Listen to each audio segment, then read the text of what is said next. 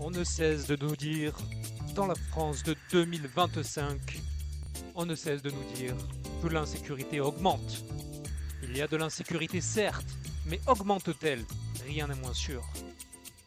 Comment pourrait-on le savoir? Je le sais, nous allons remonter dans l'actualité. Nous allons voir l'actualité du jour, aujourd'hui, ce 22 octobre 1925. Oui monsieur, oui madame, c'est ce qui va se passer. Allez, nous sommes partis pour les nouvelles du jour. 22 octobre 1925. Qu'en était-il de l'insécurité? Alors, nous avons toujours une situation Maroc-Syrie. Alors ça, c'est l'époque des colonies, comme je le disais au préalable. Je ne suis pas qualifié pour traiter ce genre de sujet. Je ne vais pas me mettre dans une sauce. Bref, ultimatum. Donc ça, c'est de l'international, de la géopolitique. Nous allons aller directement aux faits divers. Un petit hommage aux tirailleurs malgaches morts pour la France. Monsieur André Hesse, ministre des Colonies, s'est rendu hier matin à Nogent-sur-Marne où il a présidé l'émouvante cérémonie d'inauguration du monument à la mémoire des tirailleurs malgaches tombés glorieusement pendant la guerre de 1914-1918. Ce monument, œuvre originale de Monsieur André Leroy, est élevé dans le jardin colonial à côté de la pagode indo-chinoise et du monument des morts chrétiens de l'Indochine. Après lecture de glorieuses citations, le ministre rendit hommage aux morts héroïques et au chef illustre qui fut le pacificateur et l'organisateur de la Grande Île avant d'être le sauveur de Paris, le maréchal Gallieni. Ouais, d'accord, sans commentaire. Alors, nous allons analyser ce premier fait divers. Un enfant de 12 ans tue un de ses camarades à coups de faux. À Pau. Est-ce que Bérou était né en 1925? Ah, je suis méchant, je suis méchant. Pau, 21 octobre. Dimanche après-midi.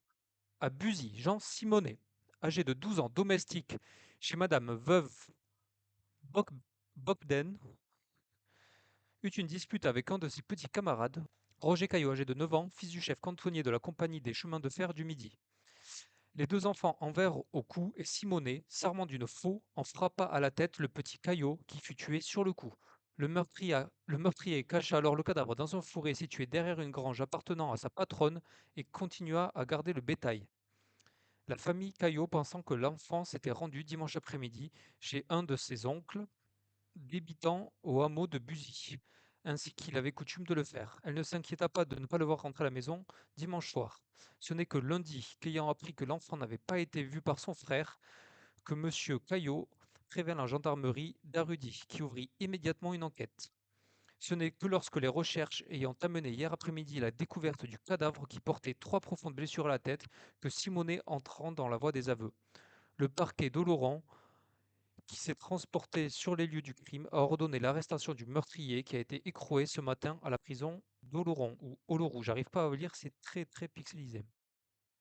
Je vous ai lu cet article, il y a maintenant un angle sous lequel on peut analyser cette lecture, car on a suffisamment d'informations à mon sens. On connaît les faits bruts, on connaît le lieu, on connaît les personnages, on connaît l'arme du crime. Ce qu'on ne connaît pas, c'est le mobile. Pourquoi cela s'est-il passé de cette façon? Je vais formuler une hypothèse qui n'est peut-être pas vraie. Cela reste une hypothèse. Ceci dit, c'est une hypothèse matérialiste qui se base sur les faits mentionnés dans l'article. Il y a trois personnages. Madame la veuve, qui dispose d'une propriété, d'un domestique et de troupeaux, de bétail en l'occurrence. Il y a Roger Caillot, 9 ans, fils du chef cantonnier. Un cantonnier est une personne chargée de la maintenance, l'entretien des abords, en l'occurrence des voies ferrées. Roger Caillot n'est pas fils de cantonnier, il est fils de chef cantonnier. Donc nous avons deux personnes de statut social supérieur et nous avons Jean Simonet, 12 ans, domestique. Jean Simonet, 12 ans, domestique, est sur son lieu de travail en train de travailler. Roger Caillot, 9 ans, vient sur le lieu de travail de Jean Simonet. Plus tard, l'article nous dit que les deux enfants en vinrent au coup. Il y a en général une différence physique assez marquée entre un enfant de 12 ans et un enfant de 9 ans. Comment se fait-il qu'un enfant de 9 ans vienne sur le lieu de travail d'un enfant de 12 ans, sachant que cet enfant de 9 ans, lui, un dimanche, ne travaille pas parce qu'il est fils de chef, comment se fait-il que cet enfant, plus jeune, vienne sur le lieu de travail de l'autre enfant et que la situation dégénère, ils en vinrent aux mains? Je formule donc l'hypothèse, est-ce que Roger Caillot, de par son statut social supérieur à Jean Simonet, s'est senti suffisamment en confiance pour en arriver à une situation où les deux en viennent aux mains? C'est l'hypothèse que je formule.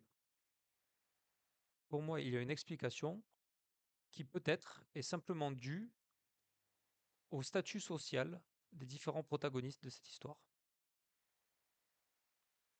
Je ne pense pas qu'à 9 ans, je serais allé me bagarrer avec mon voisin de 12 ans. Par contre, si j'étais à 9 ans l'enfant d'un riche bourgeois, je me permettrais peut-être d'aller importuner n'importe qui, sachant que je suis protégé dans la mesure où cette personne aurait un statut social inférieur à moi.